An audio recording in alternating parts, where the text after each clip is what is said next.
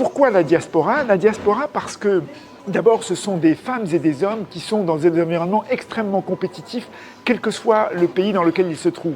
Vous avez des gens qui sont dans la Silicon Valley, qui sont à New York, qui sont au Canada, qui sont au Japon, qui sont en Corée, qui sont en Chine, et qui sont confrontés donc à des milieux où il y a du R&D, donc de la recherche et développement, très poussé, où la compétition est féroce, contrairement à ce qu'on pourrait penser, et qui permettent d'anticiper l'avenir du go-to-market de ces startups marocaines que nous souhaitons porter à l'international. Et donc, c'est tout ce corpus que nous avons par région, par métier au sein de la CGM qui sera mise à la disposition de M-Founders, puisque c'est de là qu'a été créé M-Founders avec Ilan Benaïm, et que nous allons aujourd'hui faire appel à ces femmes et à ces hommes, non seulement pour analyser nos dossiers, mais également pour devenir des lead investors, c'est-à-dire mentorer la start-up quand ce sera leur région ou leur métier surtout, et qu'ils pourront l'accompagner avec beaucoup de clairvoyance, comme nous souhaitons le faire. Alors il se peut que nous trouvions également des lead investors au Maroc, mais moi, ma cam,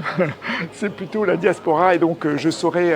aider M-Founders à trouver les bonnes personnes aux bons endroits pour les bons sujets. La vision de Sa Majesté Leinstro concernant les Marocaines et les Marocains du monde est une vision